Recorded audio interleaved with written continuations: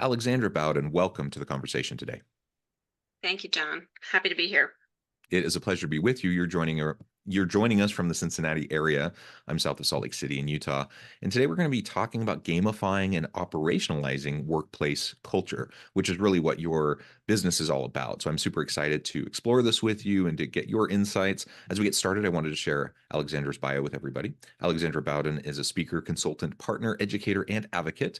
She has a vision to put customer service and creativity back into the talent equation after a dramatic career pivot of her own and realizing that talent can come from a multitude of places which we aren't tapping into. She founded People First, which is really what we'll be talking about today. Before we dive on in, anything else you would like to share with the audience by way of your background or personal context, and then we'll dive in. Sure. I actually started as a lot of people don't know this, but I started as a professional dancer. So I went through a dramatic career pivot of my own. And when I founded People First, my goal was to come at the equation from both sides. So I did career coaching and consulting for others that were trying to go through a big change or either find, the right company or the right role that brought them that joy and satisfaction. And help them kind of break through the barriers that many companies have. And then also trying to help companies understand how to find and retain top talent and do so more effectively. So that's how People First was founded. We've always had, kind of people equation at the top of mind. And we do everything through the lens of culture and turning into something tangible versus, abstract. Yeah. Yeah, very good. Well, and maybe if you wouldn't mind just diving in a little bit more into this career pivot because you're doing something so dramatically different than professional Yeah, dancing at this point in time. Just out of curiosity, I'd love to hear a little bit more sure. about that. And then, what really inspired you to go this different direction, and then we can dig into really the ideas of gamifying and operationalizing workplace culture. Yeah, absolutely. It is a different one. So I started dancing when I was 3, outside of my sister's ballet class. I think I was the one that really liked it the most. So I did not stop. It was a passion of mine. I knew very early on that that's what I wanted to pursue as my career. And I truly, truly loved what I did. I went to Ohio State. They had one of the top dance programs in the country at the time. And so I got in, I went there, originally a Baltimore native, but that was my introduction to Ohio. And when I graduated, I did a little bit of work abroad, came back, started working in Baltimore and saving for New York City, the big New York City dream. I'd spent summers dancing there in the Joffrey Ballet School, and I really wanted to make a career there. So while I was working with nonprofits that were help implementing programs in public school systems, particularly for underserved or underprivileged communities. And so I ended up interviewing and hiring a lot of teachers and working with administrations to make all of that work. I found a similar job in New York City when I finally moved there to dance, and I really loved that piece. I didn't realize I was kind of doing talent acquisition or people management at the time, in terms of managing the teachers and the programs as well. But when I eventually realized that, I was working 4 jobs and still broke and probably couldn't sustain that lifestyle anymore. I had kind of like a quarter life crisis. I was 25 and I was like, well, my whole life has been geared towards this one dream. And now that I've decided it's not working for me anymore, what do I do? And I had immense college loans, so I couldn't really Mhm. go back to school to study something else. I didn't know what I wanted to study if I did. And I was really kind of in a holding pattern. I didn't really understand how I was going to find something that I was as passionate about again. And that was a very emotional journey as well, because I had only heard of corporate from the arts lens of, soul sucking jobs stuck at a desk. And I had a very different experience of work. So, it was really challenging for me. And what happened was when I moved to Cincinnati, kind of had a breakthrough opportunity. Someone took a chance on me. The VP of a big marketing company decided to hire me as an executive assistant because I dabbled in, social media and different things. If anyone's worked for a nonprofit, you know that you do a million different jobs that aren't your job description. So that actually helped me in that sense. And pretty quickly they were like, "Oh, we have this recruiting committee. We'd love you to be a co-chair. You have recruiting and hiring background." I was like, "Great, let's do it." And that was about 3 months into starting. And by the end of the year, I'd helped grown and refined the qualifications and how we hire. They asked me to move into talent acquisition full time. And then I grew the department significantly. I got into engagement and retention practices. I got into Mhm. DE&I. And I just found myself really, really passionate about creating these amazing workplaces because someone had taken a chance on me. And I didn't believe that work could be fun, corporate work could be fun in that way. Um, but it allowed me to tap into creativity. The culture was amazing. I thrived in that environment and I wanted other people to have that same experience. So when I left and started my company, I pretty much said, how do I recreate this for other people in a way that's tangible and cost effective? Because many of the things that we need to do to create great environments for people really is fairly simple. It's just kind of taking that step and committing to doing it. Yeah, yeah, excellent. Well, and thank you for providing more of that background about your own experience and finding your way into the space. And I should just add too, I think many listening will resonate with the fact, maybe not dance as a previous background, but that oftentimes people kind of fall into this space, the Yeah, HR space, the training and development space, the culture space, the DEI space. People do all sorts of things and then kind of end up finding their way into this. Now, there are people that also specifically train for and go to school for these areas, but there are plenty that take a nonlinear path and do something similar to what you did. I have, nothing related to dance, but I have a bit of a meandering path as well to find myself in this space. Certainly not a traditional linear path, and I think many people find themselves in that kind of a situation. So I, I love to hear these stories because I think it's important for anyone listening, anyone who resonates with these ideas that we're talking about, that this is a possibility for you, whether you stay in your current job, in your current organization, and just find ways to really champion right, positive culture and all of the great aspects that can help you drive team performance and everything like that and more healthy workplaces, or you decide you want to break out on your own and do consulting work or completely transition careers. I think there's a whole bunch of different ways that this can be applied, and I just want to give permission to everybody to do whatever makes sense for them. Maybe that 100%. is a complete career 180. Maybe it is just honing what you're doing within your current role, or having it complement or supplement what you're doing in your current role to just be a better leader. I think all of Right. those are valid, and I love to see it. I just want more people who are people-centric leaders, Totally agree. regardless of their title, their role, what organization they're in. Yeah, I mean that's a beautiful point because when I started kind of rebuilding that committee, I was an executive assistant and I was working with supervisors and directors, and I had to gain their buy-in and support. And I grew the committee size like threefold, and I was having leaders take my direction and turn to me for, how do we do this better? Taking my advice. So it's just, I love that you're giving that permission of no matter where you are in an organization, no matter whether you're at the bottom of the totem pole, the top of the totem pole, you can absolutely have an impact if you find something that you're passionate about and you find small ways to champion it and take it on. Yeah, yeah, Yeah. excellent. Well, let's talk now more specifically about what you do there at People First and this whole idea around gamifying and operationalizing workplace culture.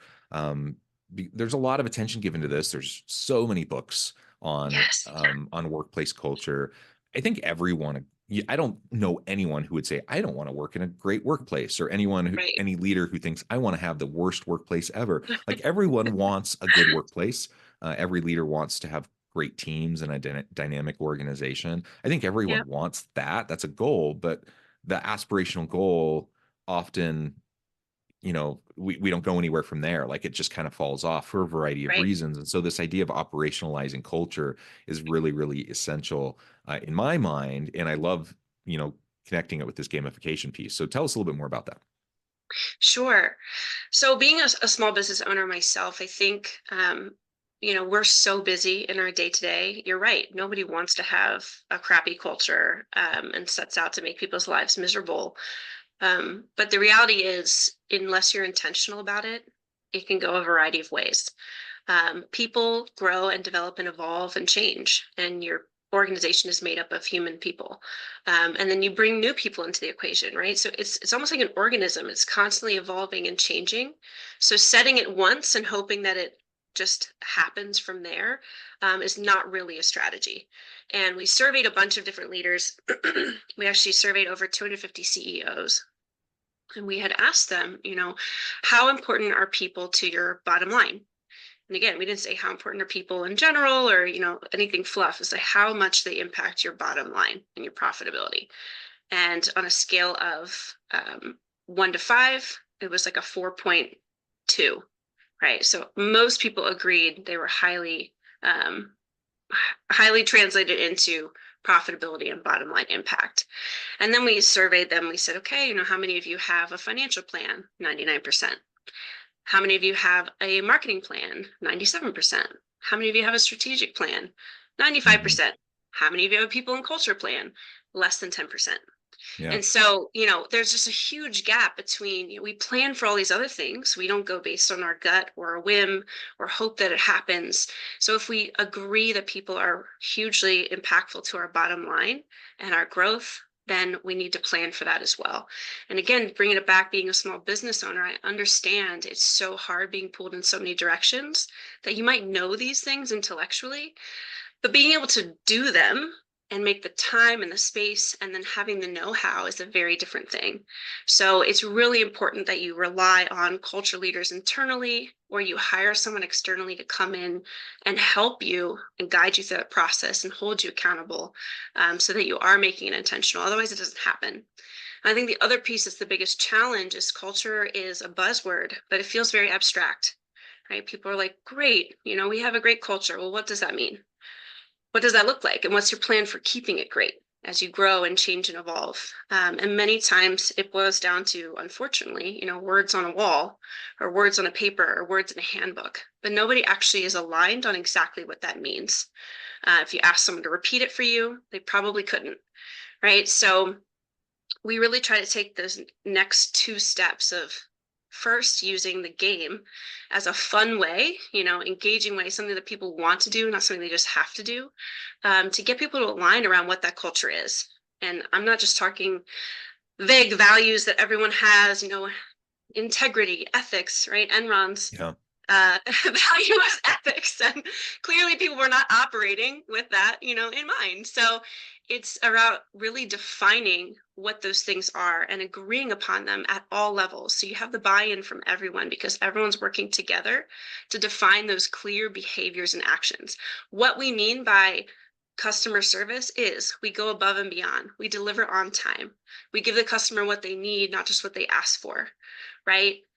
It's not that customer's always right, but we want to make sure that, we're giving them excellent service and doing whatever we can going above and beyond, to help them reach their goals. Right. So you're clearly defining, because people would do that a different way. And we've done this with many companies and they all define those things quite differently.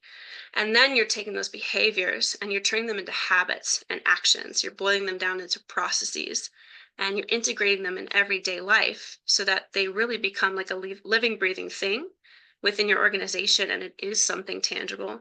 And therefore, it does impact your people and your bottom line. Yeah. And just making it tangible, going beyond the aspirational, statements. And, I'm all for, nice messaging and having nice things on the walls and having good messages on your website. And, messaging is important, but messaging Sure. in and of itself is just performative. Like it has to be backed up Exactly. by other elements. And nobody expects you to be perfect either. So we understand that an aspirational goal is just that. Like we're never going to fully achieve it. We're going to work towards it. I think everyone gets that and everyone's willing to be patient with that. But what people aren't patient with, in my experience, is when it's just when you're not even attempting to walk the walk at all. Right. It's just performative, and people know the difference. They know if you're espousing key values if you're trying to work towards them, or if you're just saying them because it sounds good, it's good PR or whatever. 100%. And those the ways you just described of systematizing and operationalizing culture to really have it integrated and embedded throughout the organization, throughout the processes and procedures, the policies of the organization. So it's just really it becomes just part of how a business is done. Right. That is what we want to see. And I think Yes. that's the hard work of culture, because again, as we said at the beginning, most people, I think pretty much everyone wants a good culture. They really Right. even aspire to it. But so many places are toxic. So many places don't have that good culture. And it's because people don't know how to, or don't go through the hard, arduous work of the Yes. systemization and the operationalization. They just kind of Yes. they hope that they can have a big rah-rah meeting and get everyone together and say, hey, let's, we love each other and we're gonna, work well together. Let's collaborate, innovate, blah, blah, blah. They throw out all the terms, and then they think we're good. Just going to That's not happen. Yeah. that's not how it works. Like, you have to reinforce it repeatedly in many ways and Yeah. systematize it. And so it's I often say it's not rocket science, but it is hard It's not, but it's because you hard. have to be very consistent and you have to be very purposeful in what you're trying to do. Yeah, absolutely. I mean, it's like weight loss, right? Or Mhm. changing your diet dramatically. It takes time. You have to figure out, what are my barriers? What are my challenges? What are my unique, you know, things that are standing in my way of achieving this goal? And it takes small habit changes over time with consistency to start to see that benefit. So like anything else in life, we shouldn't be treating culture any differently. And when we go into companies, you brought up an excellent point of people, seeing the effort.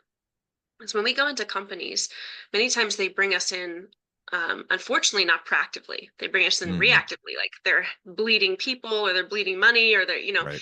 they're not able to grow and they want to grow.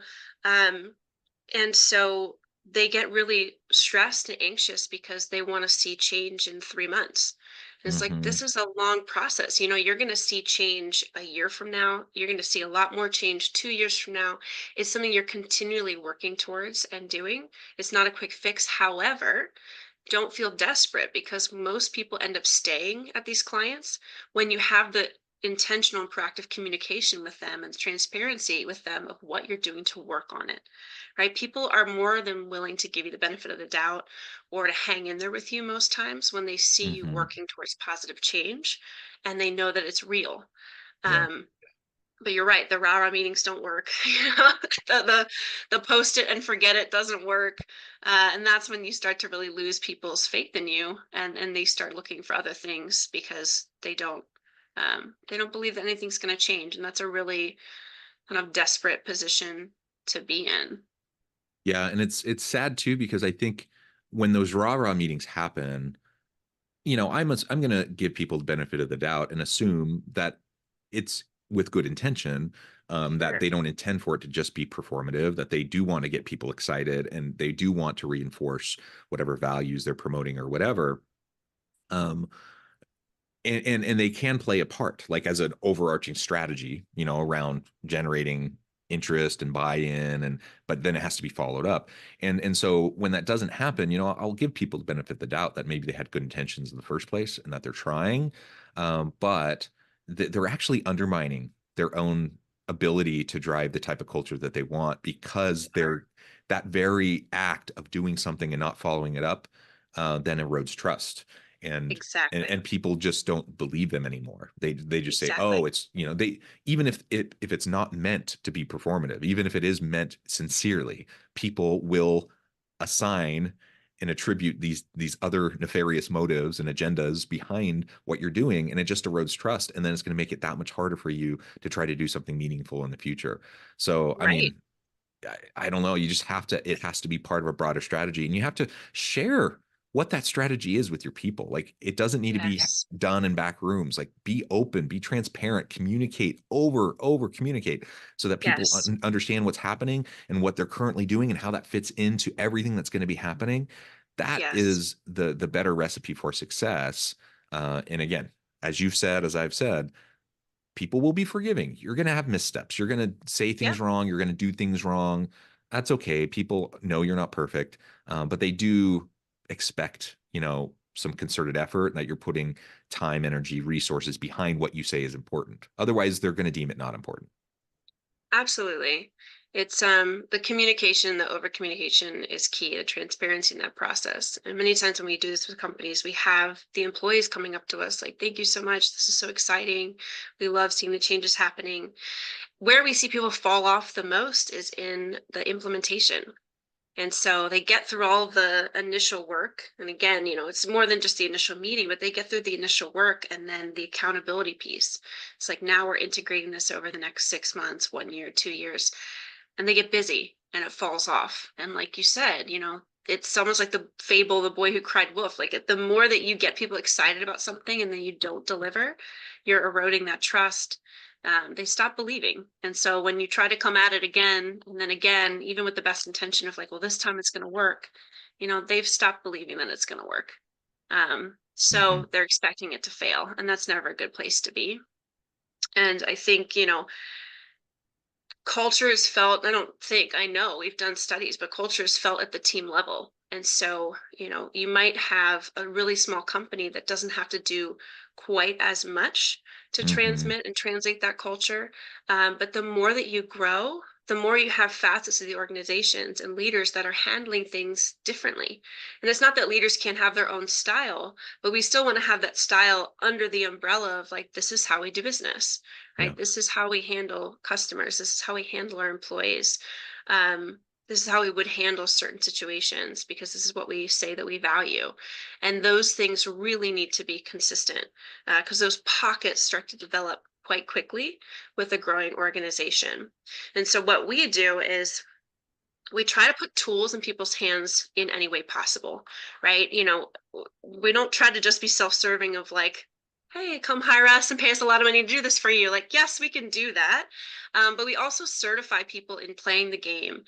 If you go to cardsforculturegame.com, we sell the game as a business tool. We call it a game. It's a business tool, right? yeah. There's no winner except the person that's buying it. That was a really bad dad joke, but um but we try to really like get it in people's hands because again, you can have champions within your company that are moving this along and keeping people accountable and keeping it top of mind. So we have challenges that we do every once in a while where in the matter of like a couple days or a few hours we try to disseminate as much information as we can with leaders and CEOs, and put some actual tools in their hands. We certify people on how to play the game within their own organizations if they want to do it that way. We're really just trying to get this in people's hands because we want to see a broader change, right? Like we're in this to change the world and the way people work for the better, not just to line our pockets. So however we can get this in people's hands and give them the tools to make it successful is what we're really trying to do. I love that. I love that. Alexandra, this has just been a great conversation. I know at the time I need to let you go here in just a minute, but before we wrap things up for today, I wanted to give you a chance to share with the audience how they can connect with you, find out more about your work, your team, and then give us the final word on the topic for today. Sure. So you can connect with me on LinkedIn. I'm on LinkedIn. My partner Melanie Boer, my other partner Will Kruer, we're always putting out helpful content. You can find us on our website, choosepeoplefirst.com. Like I said, the cardsforculturegame.com. If you want that tool, we have other supplemental decks for recruiting, for wellness. And when it comes to a final leave behind, I would just say, like anything else, don't start tomorrow, start today, right? Because today is probably already too late. Yeah, great. And I'll just add to that because that's something I feel passionately about. Like, don't wait until you have things perfectly figured out to start. Start, Right, learn, iterate, do better. Like that's what we need to do. And so many people get paralyzed and they just can't move forward because they're overwhelmed by the scope and scale of like what they envision that needs to happen, that they just don't even start doing the simple things right away. right. So let's just start doing the simple things. All right, One step at a Alexandra, time. thank you so much. It's been a pleasure. I encourage the audience to reach out, get connected, find out more about what Alexandra and her team can do for you. And as always, I hope everyone can stay healthy and safe, that you can find meaning and purpose at work each and every day.